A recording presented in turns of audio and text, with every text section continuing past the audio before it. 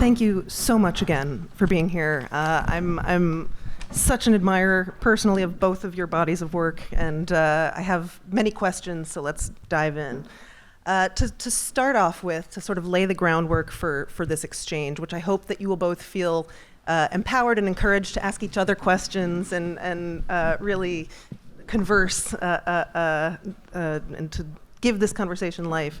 But could you just speak a bit about your acquaintance with each other's work? And because I think there are some really fascinating sort of common threads that run through not only the films that you're both here to present this year, but the films that you have made throughout the course of your careers. Do you have half an hour? Oh, we got time. Noah is to me someone who has made many different films but has a sense of a unifying voice in all of them. I've been super inspired by all the films that you've made, man. I'm really honored to be here with you. And I find that you make human stories, and it struck me as I came into the room. We were here with Mia Hansen-Løve once, which was also someone who makes very personal films. And I was thinking, when I look at your work, and I don't know you that well, we met a couple of times, but we haven't really sat down and talked about stuff. Yeah, exactly. We will now, I hope. Yes. And I hope this is the beginning of a longer conversation. But I feel that I've watched stages of life and existential turning points, I imagine, without knowing your biographical story, through your movies. And also, just a fun thing is I saw The Squid and the Whale, which I adore. I've seen it probably 15 times. And that's where I discovered Jesse Eisenberg, that I worked with in a film called Louder Than Bombs. Yeah, well, likewise, I think it's like you hear, I think, I mean, it was reprised. Is that your first? Yeah. So I remember when that came out and came to America, there was like that thing where you start to hear there's this, and I remember being sort of immediately skeptical, like all right, young people, it was too close to home, I think. And then going to see it and thinking it was just wonderful and being like, okay, they were all right. And then likewise, I've always looked forward to what you're going to do, and I remember when you worked with Jesse too. I thought that was really cool, and also spoke to Jesse, who always sort of seeks out the cool people as well. But yeah, I think the same thing. We were talking about this backstage a bit. That there's, I think, the thing that I get asked a lot, and I was saying I think that you do too, is sort of you're always, every movie you're asked about sort of autobiography in some form or another, and it's actually, when you look back over the years, it's like you're seeing the director. I mean, I think if you make movies like the way we do, it's like you're seeing the director at a time in their lives, but it isn't necessarily that they're making a movie that they know is about that time in their life. But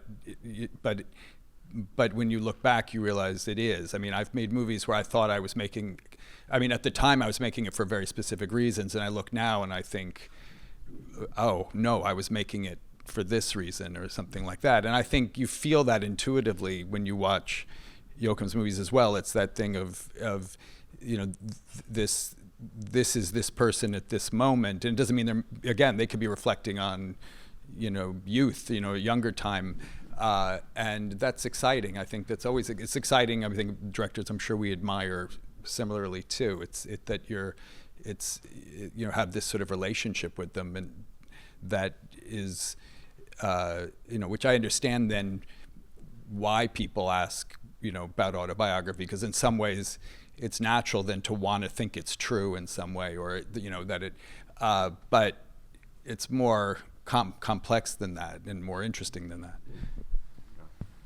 Just to follow up on that, I think you see it a lot in writers, and we were just briefly touching on Philip Roth backstage because We he had has this whole conversation already. Yeah, no, backstage. yeah, but I think we're onto something, and we can go further. Yeah, so we can. he had this character of Zuckerman that everyone thought was autobiographical, and we don't know. And Zuckerman himself reflects in the last book, Exit Ghost, on all the complexities that come into writing. And at the end of the day, you don't know. It could be your denial, it could be your nightmare, it could be your longing, it could be the secret fantasies that you almost don't admit to yourself.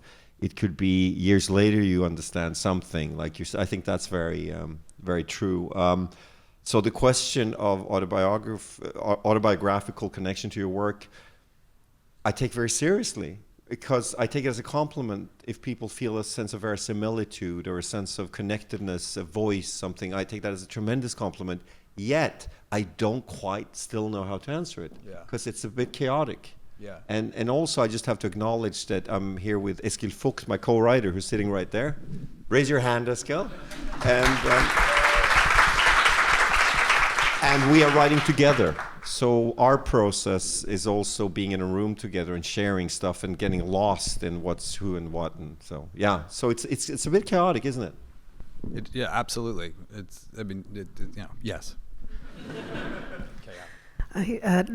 Sort of building on what you've just been outlining, I'm curious if you approach, either of you or both of you approach sort of the task of telling a particular story about a particular moment in time with a degree of sort of reflexivity and awareness of how the process of telling the story is working on you.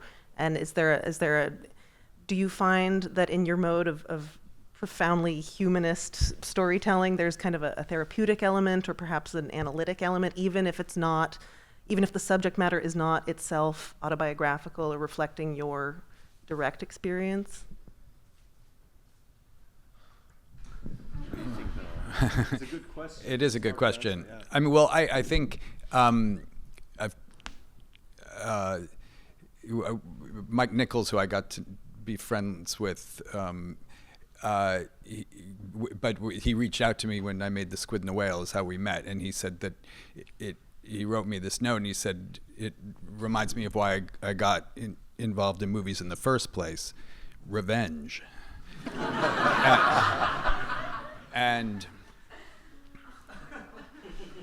I mean, I think that can mean many things, but I think one thing that I do think about is, I mean, I go to therapy, so I think that's my therapy, but I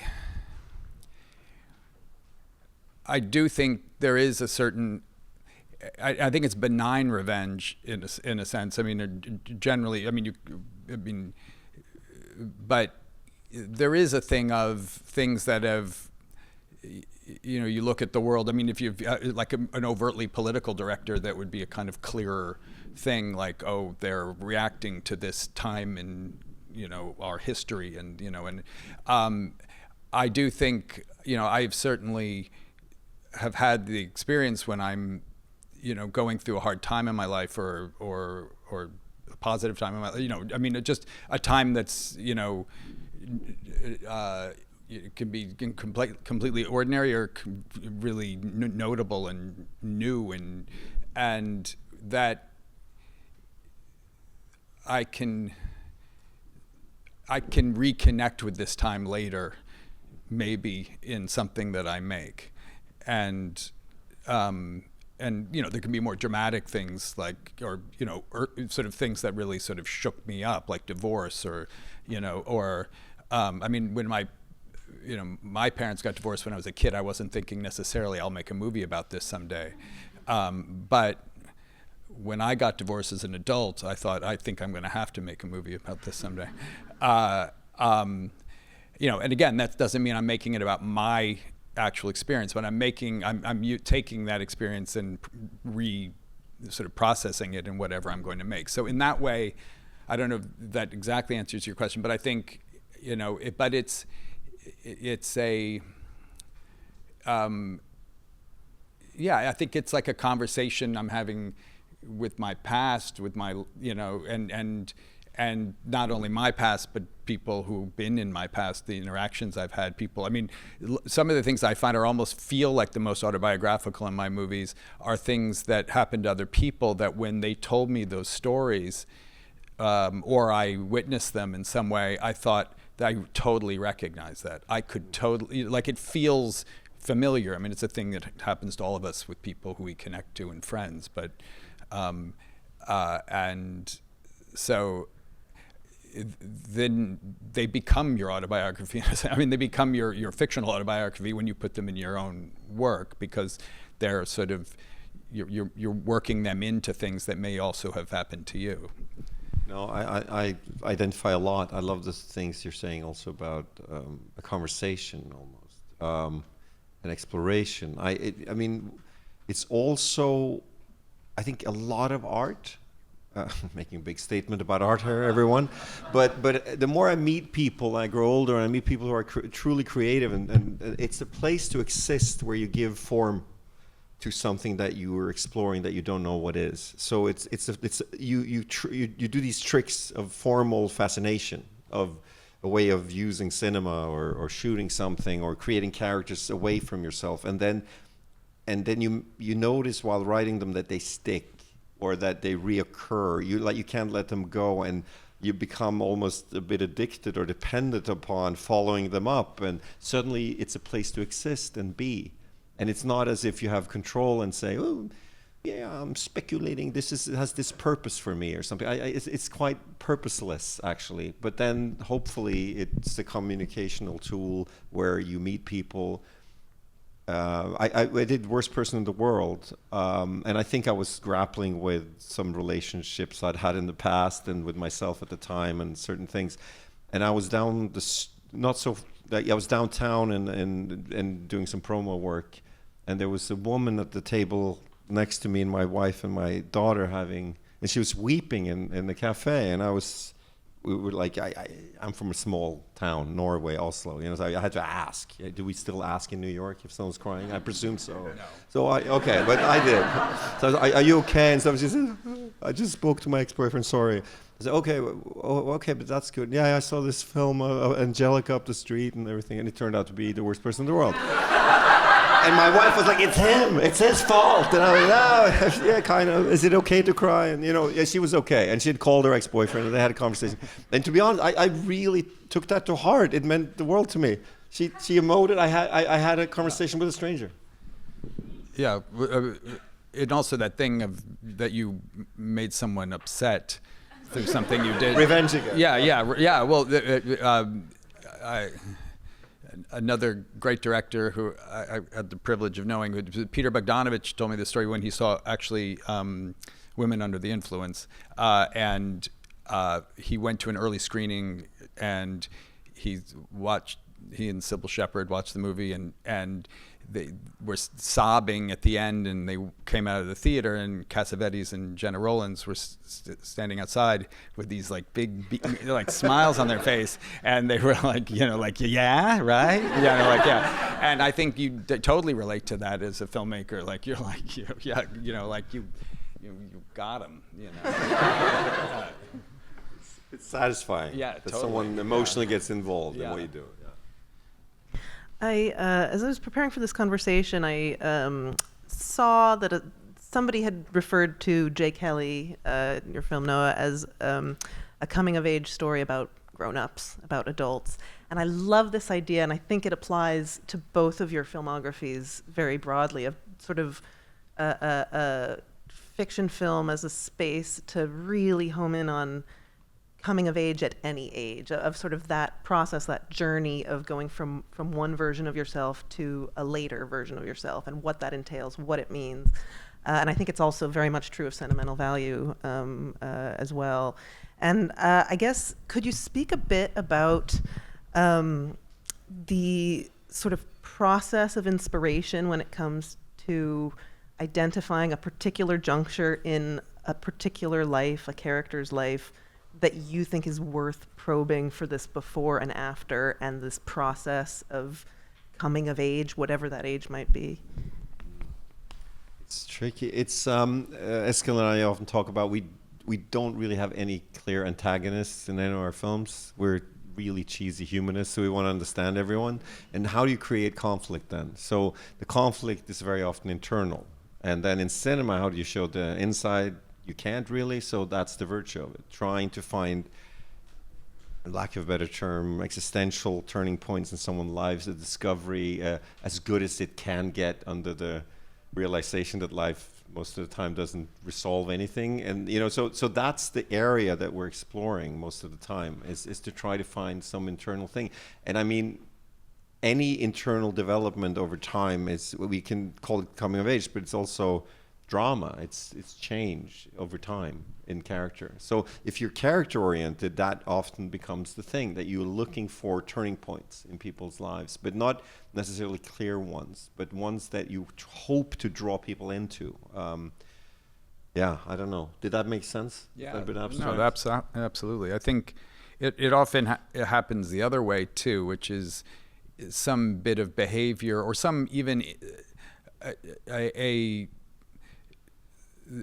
narrative idea or even something, just a behavior, ordinary behavior that has sort of stayed with me, that I've seen, or that and I start to sort of follow that in a scene, like writing a scene of some, like or an experience I've had, or someone's told me, or something I've just invented based around, something is a way then to, if there's something in that, and it's like, why is there something in that? And it could feel sort of almost like jokey, or like something, it's like, oh, it's always funny when people do X or something, or like, this has happened so many, you walk into a room and you say, sorry, I'm late, and you sit down, you're with, you're meeting your friend or something, and then they look at you and say, what's wrong?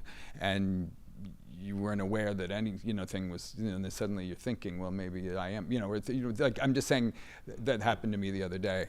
I don't plan to put that in a movie, that's why I used it here. But I think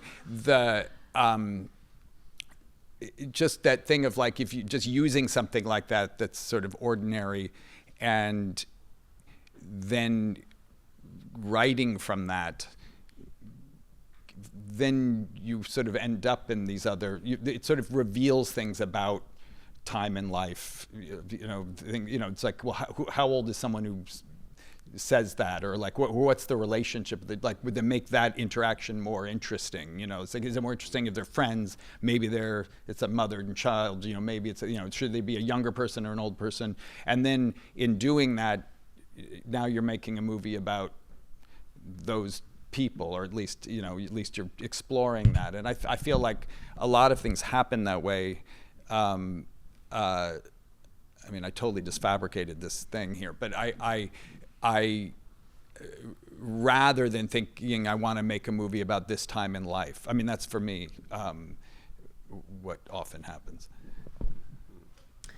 Zooming in on the new films, and then I'm sure that we will then zoom back out to the broader landscape, but both Sentimental Value and J. Kelly very explicitly, very specifically are grappling with show business in one form or another, but more specifically, they are interested in the interpersonal relationships and networks and that emerge or exist within show business, and the types of relationships that, for instance, a movie star has both with his family members, but also with his professional colleagues, his network of people that he works with. And in the same way, Sentimental Value is very much about a family. It's very specifically about the relationship between two daughters and their father, but it's also looking at how those relationships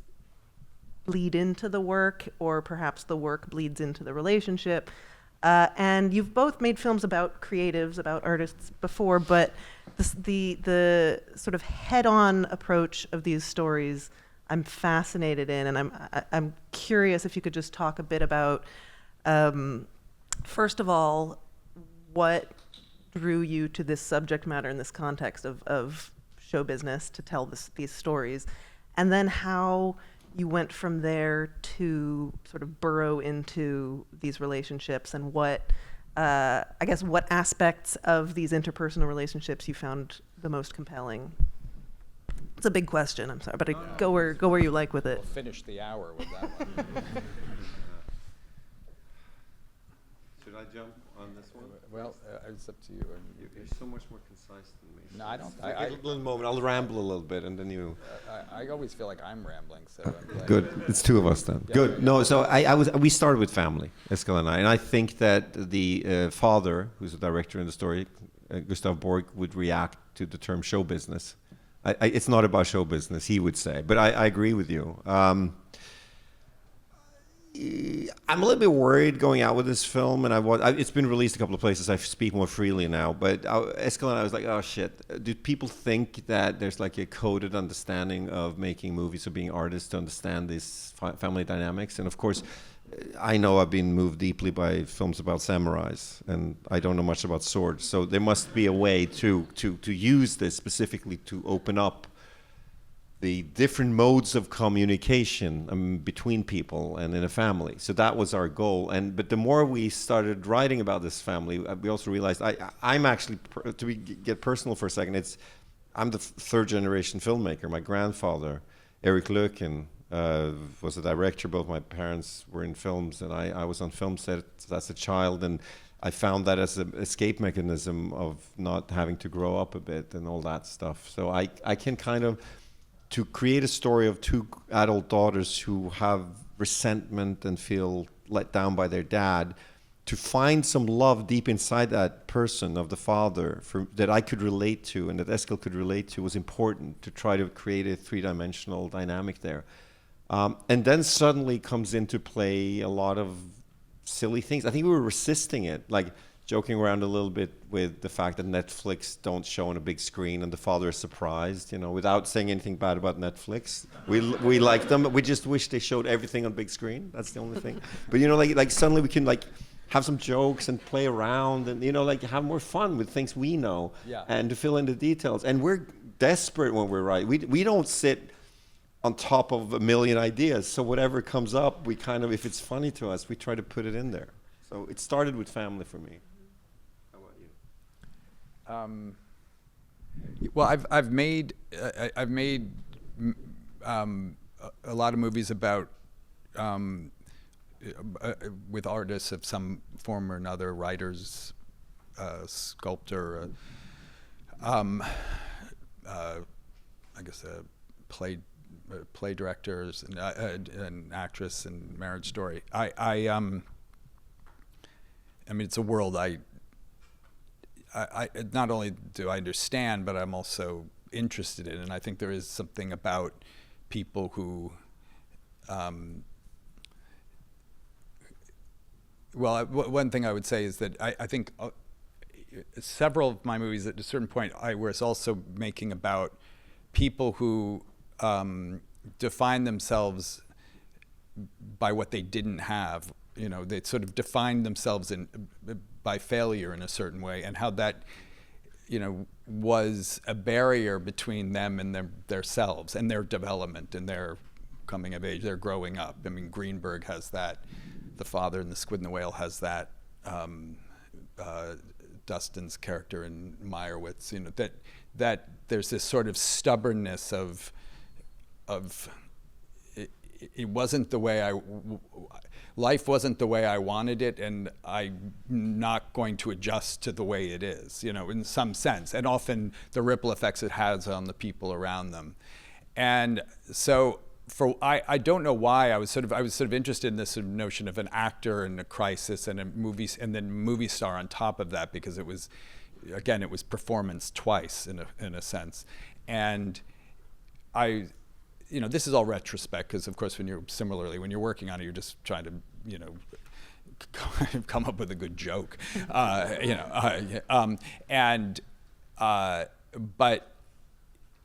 that defining yourself in success was the same issue. That's the barrier between you and who you are, and or at least a possible barrier. And in success, maybe you can get away with it. In particularly a movie star, the world has adjusted to your narcissism in a way that a character like Bernard in The Squid and the Whale, the world was never veering that direction. But Jay Kelly has the world to reflect back the way he, might want to feel about himself. So it's easier in some way to or it's maybe not easier, but it's just another way not to confront yourself. And so that, and again, this is something I thought about as you have to start talking about your movie and, analyzing something that really all you ever want to say is, here's some stuff I was feeling and this was the way I figured out how to communicate it. But nobody really accepts that answer. So you come up with all these things, and I think some of them are true. And that was interesting discovery for me, even to think, well, that, again, it's this story of who am I, and am I who I present as, and is it okay to be all these different people? And there's parts of myself I'm ashamed of. It's another thing Mike said, which it was the best compliment I've ever had, which was, he said, you know how embarrassed we all are. And I think embarrassment is something that's in a lot of those movies of mine too, of fear of embarrassment, or fear that embarrassment is possible even, whereas Jay Kelly probably could use being embarrassed, that's sort of the process of the movie for him, is sort of taking his dignity away in a good, in a positive way. I think, so I think those are some things that are true about the movie. I want to ask if these ideas, these sort of currents that we're talking about, initiated conversations with your collaborators in the process of making these films, because there's such sort of reflective films about the very work that goes into making a film, and because film is a collaborative art, it's, of course, as writer director, you are the author, but you share authorship in a way with your collaborators. And I'm curious if actual conversations about what we're discussing here went into the fabric of the films in the process of their making. Yeah, only that. I felt a lot of those conversations. Ultimately, I think a lot of what I'm trying to talk about in Sentimental Value is it's about the mortality of both parents that are older, but also of if you don't resolve your stuff with your parents, then you don't have all the time in the world, and you don't get to a good enough place with that will follow you. And so that's the opposite. That's like memory has this doubleness of you owe people to remember, but you also owe to forget, and that goes on. So I could try to illustrate that a bit through the process of creative work. For example, Gustav Borg is realizing that his old DP he can't probably work with anymore because he's, he almost can't walk and stuff like that. And it's a kind of a dark joke on the shedding of life, like how we, go slowly towards that thing at the end, that we're also, and I'm atheist, I think that's a terrible concept and notion that we all live under, and it's ruthless, and to try to find humor and honesty about that, I think, we could do that through talking about the fact that we are living in a meritocratic profession. It's not like we have an employer that will, we'll keep you till the end. We are depending upon, and the actors in our films, both our films are about also actors, and the filmmakers and the team around them and everyone are feeling vulnerable because, there is this unspoken thing of success that we all, say, oh, we're artists, we don't give a shit, but we know suddenly we won't be allowed anymore. So that's, any transition like that in someone's life, in a professional life, a child moving out, you don't get to make another film. All of those are those sheddings of going towards some mortal moment, you know. So anyway, I think that those conversations came up a lot in with actors and with everyone I worked with, and also my DP. I worked with a lot. You know, Casper Tuxen was sitting there shooting a scene about a director dumping his old DP friend, and looking at me at the end of the day. Oh man, I hope that's not us one day. You know, so it gets personal. Sure. I know. Yeah, well, I think, I mean, I mean, the mortality is a big theme in J. Kelly as well. I mean, he dies in a scene in the beginning of the movie, and then, and this sort of, a sort of a notion was interesting to me too, of like an American movie star, which used to be, I think it's a sort of unspoken theme in the movie, which is that movie stars not meaning the same thing anymore, or do they mean the same thing anymore? The sort of dying of something, the dying of film, you know, the dying of, although we shot on film, but the, you know, you know, film as a physical medium, but also as, you know, like what are movies now? Just like your Netflix joke, and I didn't want to sort of go at that in any kind of literal way, but I felt like it's part of the story. I mean, it's almost like a Western in a sense. I thought was something, and these are things that I talked with Emily Mortimer, who wrote it with me, that this sort of end of an era kind of thing. And also I think something that an American movie star, and something that George, I felt I really loved, I mean, about working with him, but was also his willingness to be his age on screen. I mean, something that movie stars aren't supposed to happen to them in a way, you know, that they're supposed to be sort of ever, you know, always young, and they obviously, many of them feel that pressure. And, you know, Cary Grant retired because he didn't want people to see him old on screen. And I thought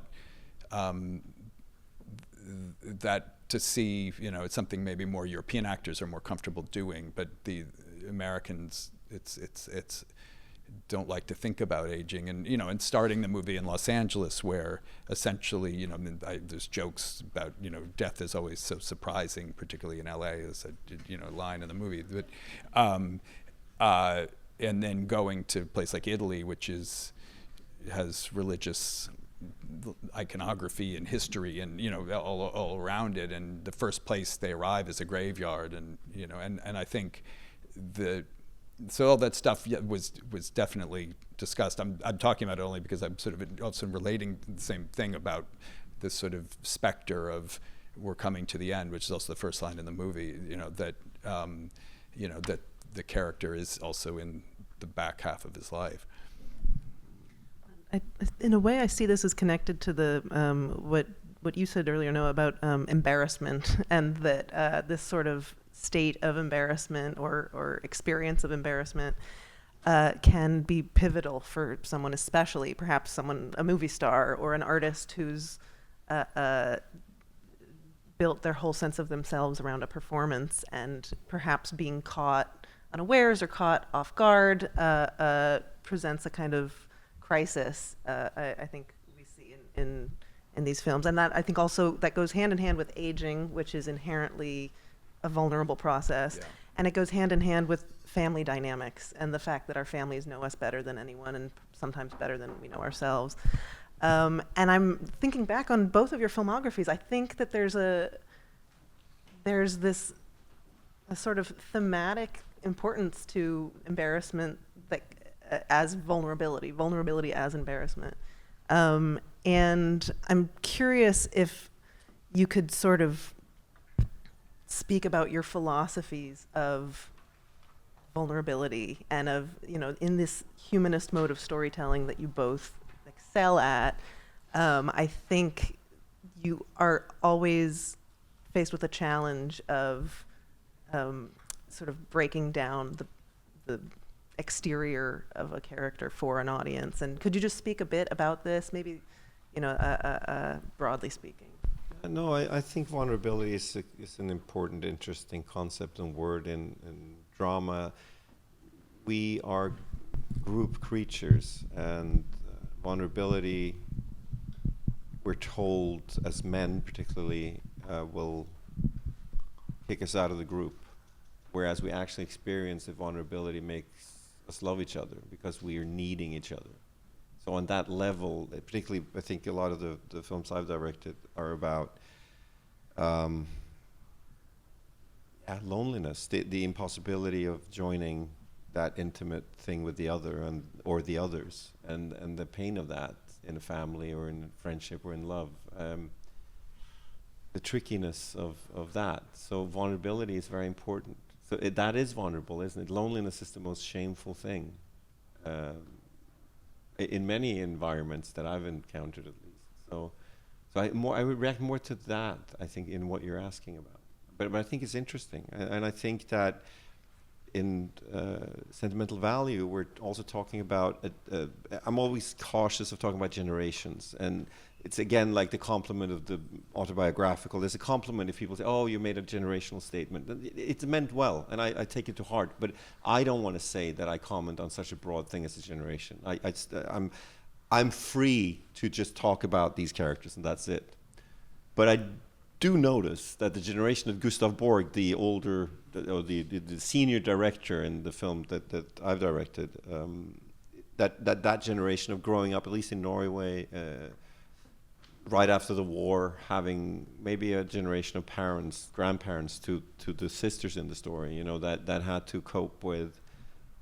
They probably didn't go into psychoanalysis. They probably just, white-knuckled it and moved on. And what is it to be a child after that? And that's the environment that Gustav Borg grew up in, where I think a lot of men have been taught through times to have. In psychology, you talk about action empathy rather than empathy. It's the empathy that hits you because you can emote and you can read the other, you can feel something, but you skip your own experience of it and jump to action, to solving, to fixing, and all that. And that can deny you certain emotional integrations that you need to really be close and be present and be emotionally attached. And I see that as a hindrance to a lot of men, not only in Gustav Borg's generation.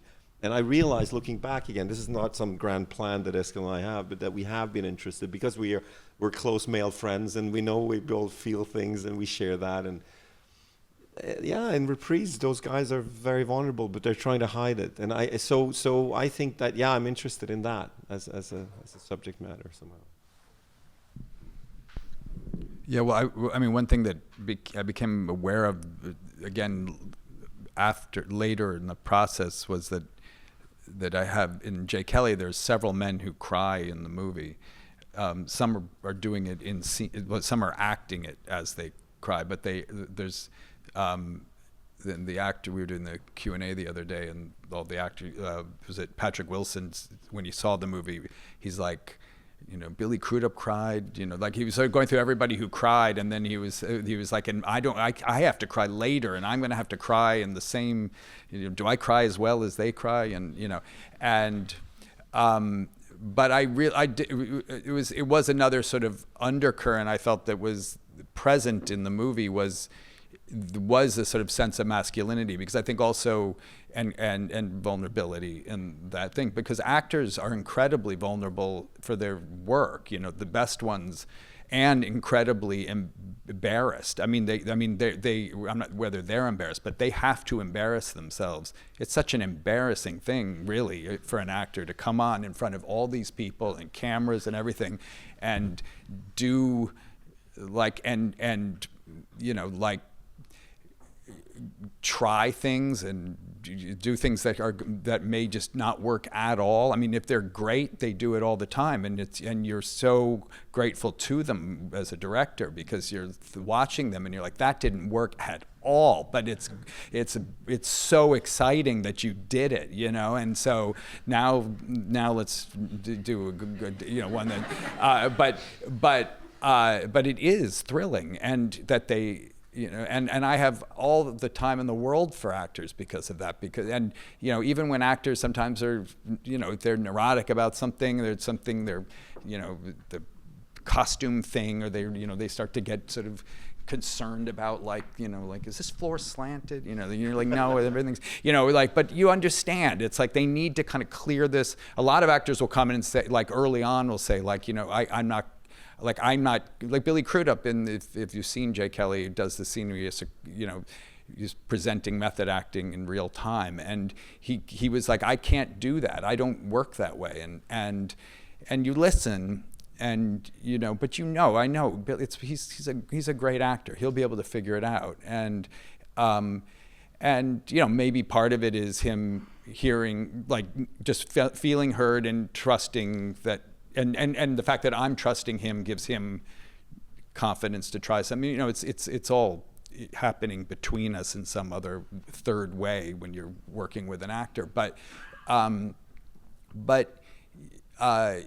they often will say they can't do something, and so that then they can do it.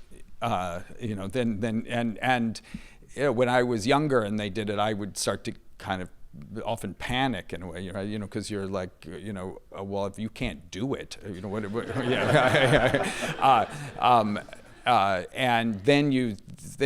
then I've gotten much more comfortable with that sort of, like, this is where we're gonna go with this. Actors say to me, because I often do a lot of takes. I mean, I do long.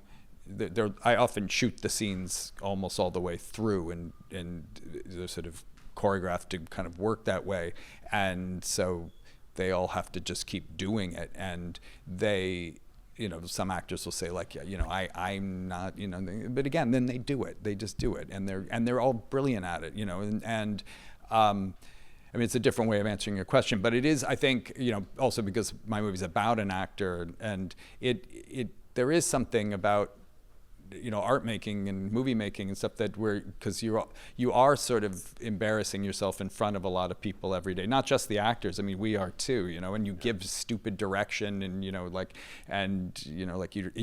actor's doing something, and then you go out there and you give them some direction, and you come back, and then it's so much worse, and and you're like, why did I meddle with the and anyway, so it's really being comfortable. I think there is something, in that sort of the making of that's that way. But I mean, I'm also, going back to what you were saying, I think, I am interested in sort of, vulnerability in characters. I mean, I was being interviewed for Greenberg years ago, and the interviewer said, well, the first line of the movie is Greta's character saying, are you going to let me in, talking in her car because she's merging in traffic, and she's talking to herself, but talking the way you talk to yourself, but you're talking to the other driver. And I suddenly felt like I started to cry, because I realized that was the movie. The story of the movie was, about vulnerability, particularly in the Ben Stiller character of, like, is he going to let her in? And but I just meant it in the most literal way, and I did up until that moment, and then I could be smarter about it and say I meant it, but I meant it in just some, like, lizard brain way. I didn't mean it actually. I want to leave time for a few audience questions, but quickly, I think of you both as, and you've spoken about this in interviews, as true cinephile directors who cherish and appreciate and study the scope of cinema history. And I wanted to ask you each to just speak briefly about sort of your relationship with your influences and how you see them find their way into your work, because I think both of your films sort of have a quality of classicism, but also a really immediate sort of modernness and feeling now and of the moment. And do do you have a philosophy around this aspect of your work, or is it more just you're film lovers and you make the film that you want to contribute to the conversation? For me, I think it's more the latter. The vernacular and the language of cinema keeps evolving all the time, and to watch films from different time periods and different cultures always gives you inspiration, but not in the way where people, at least I try not to emulate a specific shot unless it's a joke or a purpose in there, but I rarely have done it. But the spirit of something, the spirit of how is it to tell a story in a day, or the spirit of a vibe of movement, or a way of looking at light, or a style of acting that you just you just feel you lean towards that style, you know, like, oh shit, I wish I was a jazz musician, but I'm actually into hip hop. Sorry, you know, like you're realizing yourself, and sometimes you admire and get inspired by things that are quite different than what you're actually about to do. But as an example for Sentimental Value, people talk a lot about Bergman, and that's a kind of, again, a compliment. But I'm like, yeah, sure, I grew up in one country over, and how the hell do I escape that genius, you know? Like, and he does great close-ups. I know I've been inspired by that, and not being ashamed that I use a lot of close-ups. I love human faces, but you could say that about Dreyer also, who's the other country over in Denmark, you know. So but then I realized I'm equally inspired by Uzu's cinema of the sort of always shooting the listener in the group, you know, like the one in the family that's just listening while the others are talking and all that. Oh, that's inspiring. But it's not like I say, okay, everyone, we're gonna do the Uzu thing. Or like, you know, I'm not good enough. I can only do what I do, kind of thing. Yeah, I think similarly. I mean, it's. I mean, I've seen so many movies, and I've seen so many movies several times, and I love, and I keep going to movies, and it's sometimes you see something and you're like, oh, I loved. I mean, there's always that exciting thing I find, and some directors, I think it's particularly. I see it in their work a lot, like Scorsese being an obvious example, or Truffaut, where the enthusiasm of coming up with the idea is actually executed in the idea. Like, you're watching it and you're also like, you feel their enthusiasm in doing it. It's not, it's that their involvement in it is so like active, and you know, and I always love that. It's that. And I think it can be in a camera, like a exciting camera move or a cut or a thing. And again, it's not about the same thing. It's not about emulating that, but I think it's something that one always, it's an aspect of filmmaking that I think is, you can't try to do it, but I think that those moments are always, and I couldn't recognize it necessarily in my own work, but I can recognize it in other people's work where, and it can be totally hidden, but it's like you feel that it's like watching, you know, exciting improv or something where somebody just comes out with something and you're like, you know, I mean, that's what the best improv is. It's like it's like the expression of the thing is also the enthusiasm of having just thought of it, you know, and that's what great acting is, and I think what great filmmaking has in it as well is that thing, you know, even though it's been labored over and it's been cut and all this stuff, but it's like, but the cutting can have it too. It can be done in retrospect. Also, it's like it's you know, and so it's another way of just saying that I think like influence and excitement and those things, it's like they all just sort of, you know, filter in. I think both our movies do have an inherent sort of they're within the human story. There's this sort of, again, sort of silent narrative of affection for cinema and movies, and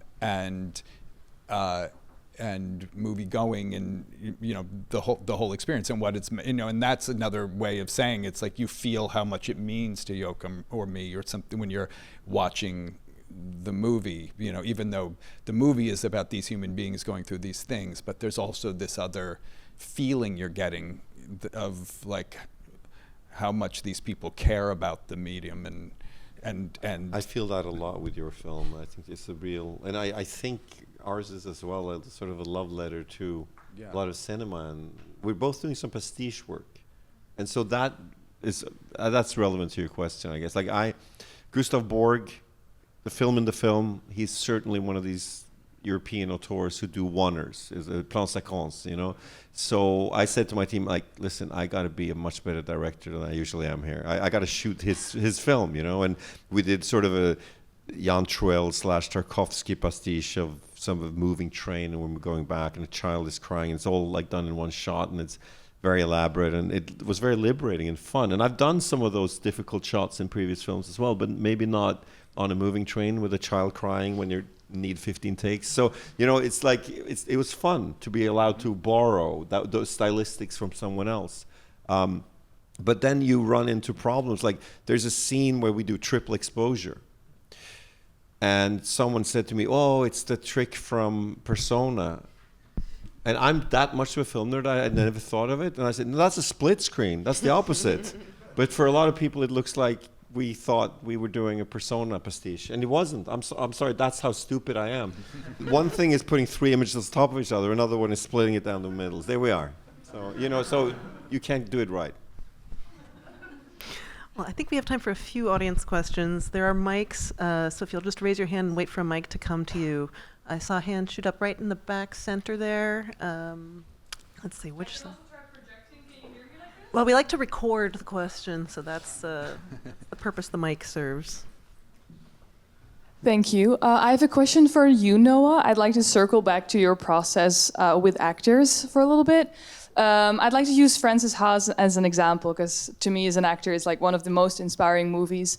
And this happens a lot in your movies, that a character is created and crafted in such a way that it's almost like the actor wrote and directed the entire thing. And I know obviously Greta did like a co-writing in Frances Ha, but that only explains part of it to me. I know that there's also a lot of character being built in rehearsal and during shooting. So I'm very curious to hear more about your process with the actors in rehearsal and in shooting, where that character is crafted in such a way that it almost becomes as if she wrote and directed the entire thing.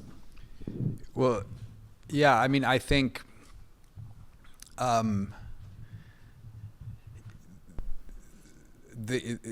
do rehearse quite a bit with the actors, and also I work a long time on the scripts, and the goal, and I have the actors do the lines exactly as they're written.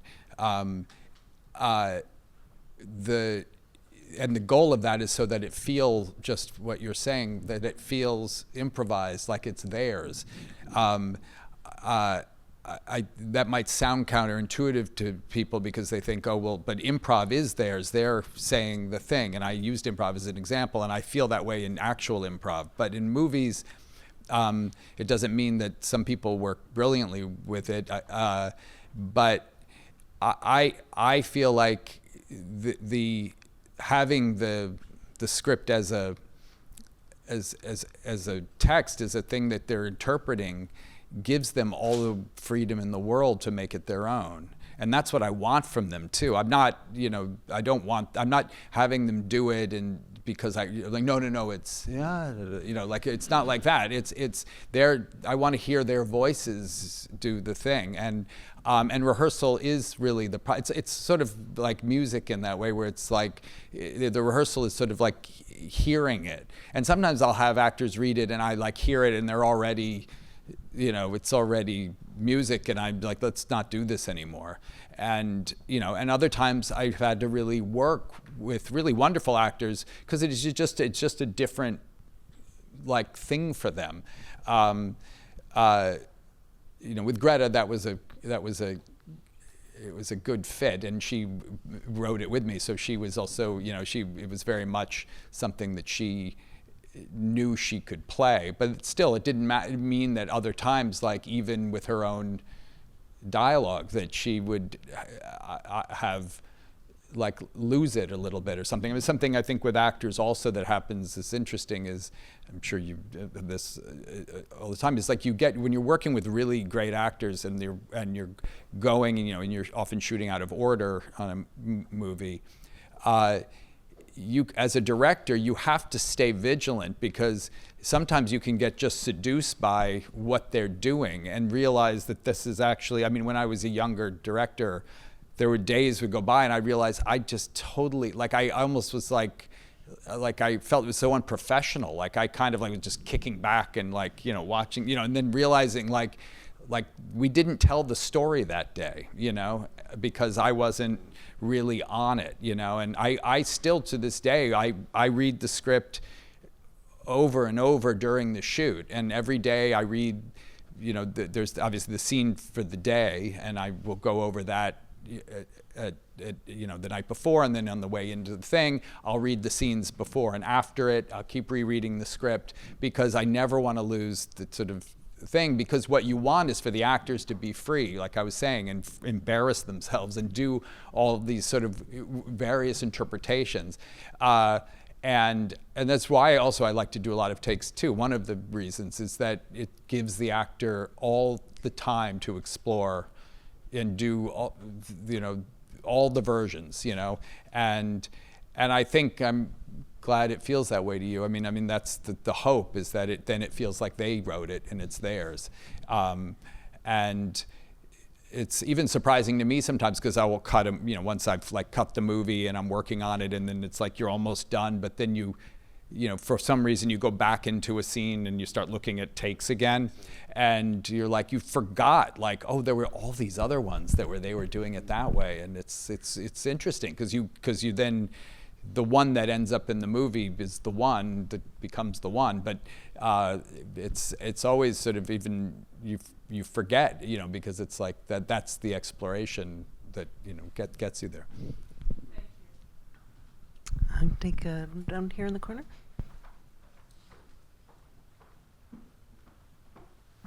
Thank you. My question is for both of you. Noah, you once said that you don't like storyboarding because you can't draw very well.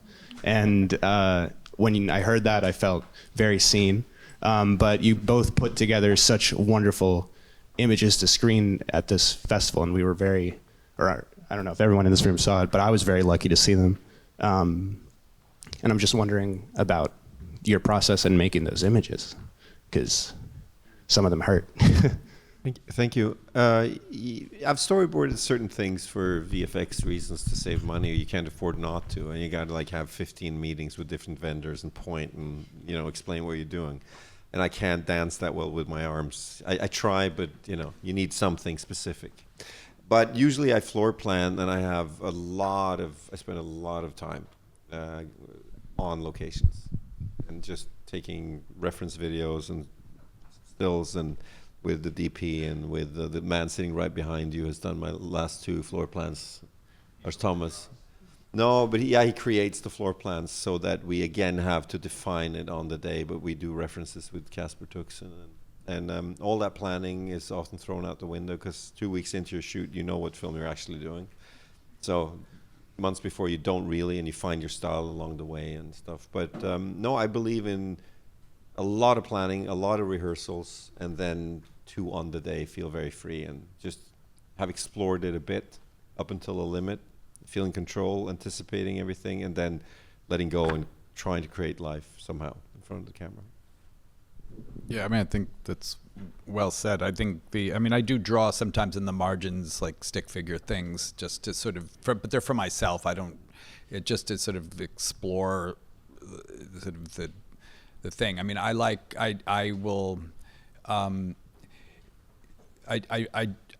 do in rehearsal. A lot of rehearsal for me is also blocking. I mean, it really is about movement, because I do find I like a lot of the dialogue I write isn't even really meant to be intelligible. I mean, it's meant to be intelligible. I mean, maybe, but it's almost like background music. It's like it's about there's usually like you know, maybe the fifth thing they say is the thing that maybe I'll want focused on, so that things can be thrown away and people can go in other rooms and people can and it's something.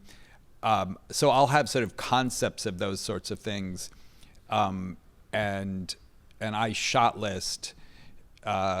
But I'll shot list in a kind of fantasy version early on with the script, like before I might know some locations already because I know I want to shoot at a certain place, or I have an idea of the room should have this kind of thing, but I'll sort of, and then as we go to the locations, or if it's set builds or things, same thing, floor plans, models, and then that I'll re-shot list with those spaces in mind.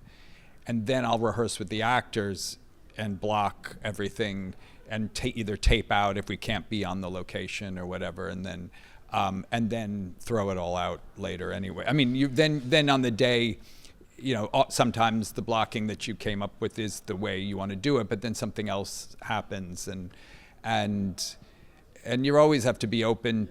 If you're building the set, it's kind of reverse engineering. It's often you're building the set to be to accommodate the way you want to play the scene.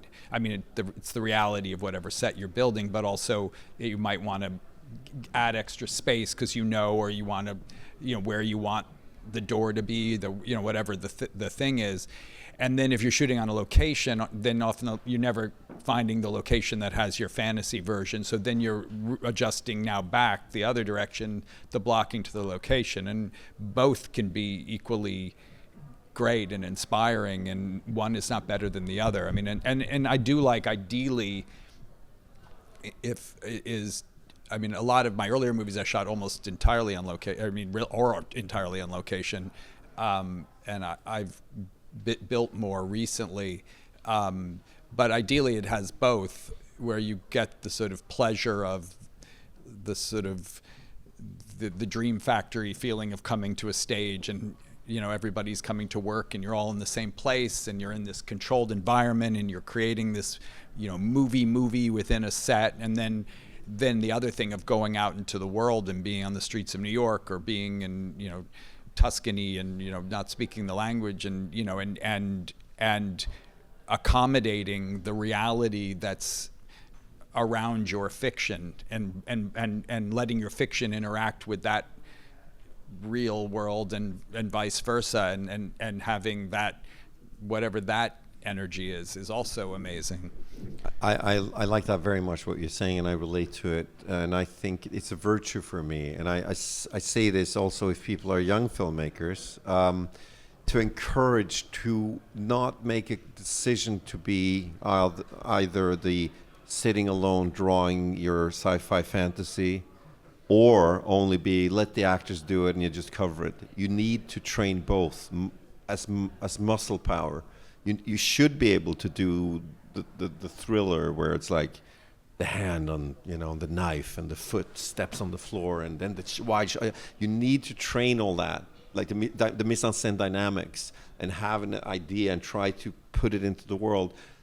At the same time, have equally strong muscles to just say, wow, we're doing rehearsals and the actor's sitting in a strange position while they're prepping and they're feeling something, and they're like, my job now is to say stop and just shoot that. And sorry everyone, I'm the clown as usual, and be the idiot, and not being vulnerable, saying I'm a jerk, but if I don't do this, I'll never sleep again. I'll regret it for the rest of my life, and change everything, and then talk to the first AD and like, yeah, no, we cut that out the shot, we need this now. And be open to that. Like, both those things I value. And I hear certain directors, there's all this bullshit talk about like having to choose who you are, and like one school or the other. It's the problem about directing, for me at least, it takes time between each film, so we don't do it so often. So it's good to, sometimes I sit and I fantasize about scenes, and like, keep that alive. We're not shooters. Yeah. You and I are not shooters. No, in a like an American sense, you mean? Well, a shooter being someone who just goes movie to movie. Yeah, no, exactly. Like, we don't like, bring me to this script. You also, just quick, I'm very curious. I very seldom speak to this man, so I have to ask a question. I have a bit of this complex with Eskil that we actually, we try to say it like we're proud of it, but it's a professional problem that we start from scratch almost with every film, like a writer. Do you do that, or do you develop 5 things and you have something in development over here and there? And like, how do you do your career? I do one to the other. Yeah. I mean, I often though have That's comforting to hear. a feeling after the thing like as I'm finishing something, I have a feeling of what I'm going to do next. And you react to it. And I react to it. Yeah. And it's something that I've been thinking about for a few movies, but somehow it's like moved to the front of the queue in my brain. Yeah. And it's now I feel ready to do this one for reasons I don't know. It just happens to feel suddenly Exactly. like I have so a lot you're of there ideas. and then with yourself creatively, rather Yes, than to yes. speculate like the 10-year plan and stuff like that. Yeah. That's so comforting Oh, to hear. absolutely. Yeah. No, Great. yeah. Well, I could keep picking your brain for another hour, both of you, but unfortunately we are out of time. Please remain in your seats until our guests have left the stage, and join me once again in thanking Noah and Joachim for being here. Thank you. Thank you very much.